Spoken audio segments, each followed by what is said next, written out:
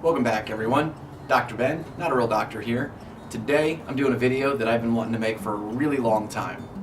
Today I'm comparing the Vivobarefoot Tracker and the Lems Boulder Boot.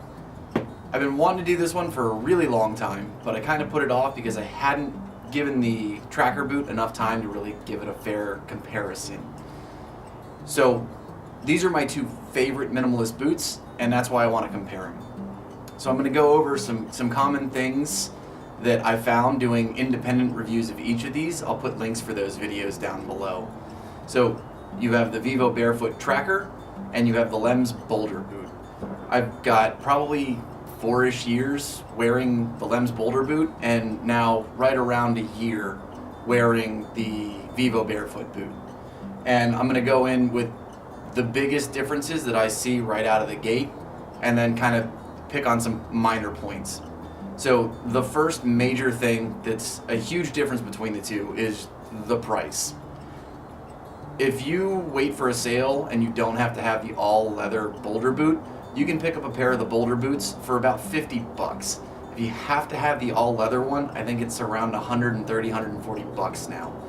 The Tracker Boots almost never go on sale and they're like 240 bucks, so they're a lot more expensive.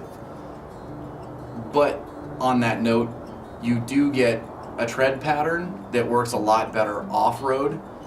Now they have I think they're called the Scots, which have a less aggressive tread pattern, which would probably be better if you're going to be wearing them around town a lot.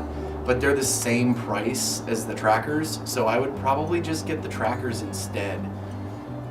The Boulder Boots, there's not a whole lot left on this tread, but you can see that it's not as aggressive as the Tracker Boots. I find that the Boulder Boots don't do as well off-road on slippery trails or a lot of leaves or stuff like that. The Tracker Boots do really well off-road, but the tread pattern does tend to wear down pretty quickly on asphalt. It doesn't hold up as long. The Boulder Boots have a lot more squish in the sole, which can be a good thing or a bad thing depending on what you're looking for. You can still feel a lot through the sole, through the Boulder Boots, so it's not like it's putting regular shoes on. But if you're standing on hard concrete or something like that all day, you may find the Boulder Boots a little bit more comfortable. I personally prefer the better feel and thinner sole of the Trackers. The other thing that I really like about the Trackers is that you have the eyelets for your laces. A lot of times I'll only hook the first eyelets on the Trackers. That way I have a lot of ankle mobility, but if I need to cover up my ankles, like I don't want stuff getting into the boot, I can lace them up higher, and it does give more ankle support, but that's not something I particularly care about. The Boulder Boots, they're just, the little eyelets all the way up, so it's laced all the way up. But the leather on the Boulder Boots is a lot thinner than the Trackers, so they're, even when you lace the Boulder Boots up all the way, it doesn't feel like it offers the ankle support that the Trackers do. So whether or not you want ankle support or don't, that's going to be a toss-up. As I just mentioned, the leather on the Tracker is a lot more robust. It's a lot heavier grain leather. The boot, not that the boot doesn't flex as much, but you can just tell the leather on the Tracker is a lot thicker, a lot more durable. My first pair of the Boulder Boots, I actually kind of tore this little bit in here and had to stitch it up and use some shoe goo to seal it up. These I don't have the same kind of wear concerns that I do with the Boulder Boot. The all leathers are more durable than the partial leather Boulder Boots, but it's still a much lighter leather than the Trackers. Comparing the lasts between the two boots, so this the toe box, I personally find the Trackers a little bit more comfortable. My 4th and 5th toes in the Boulder Boots get jammed up a little bit more than they do in the Trackers. They do still get jammed up a little bit in the Trackers, but I have pretty long 4th and 5th toes. They don't curl over at all like a lot of people's do, so you may not have the same concern. Sizing wise, the Trackers run a little bit bigger than the Boulder Boots.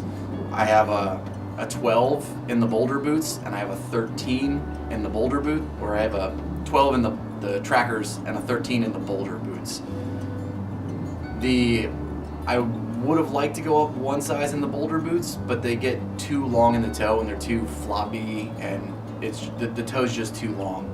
In the Trackers, I would probably go up a half a size because I do offer a 12 and a half, just so for the winter I could put on a heavier sock and get more wear time out of them as a winter boot.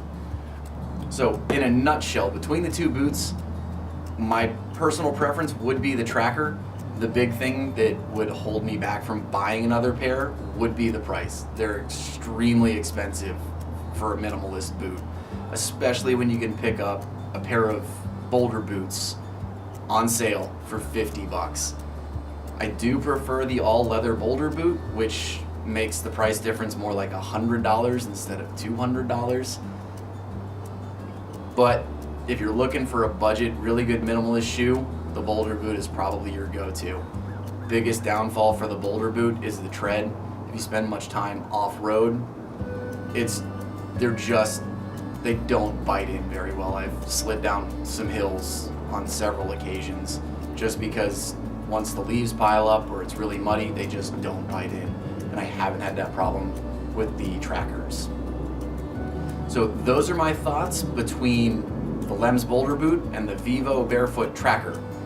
Again, my preference, the Vivobarefoot, but for the price, you can't beat the Boulder Boot.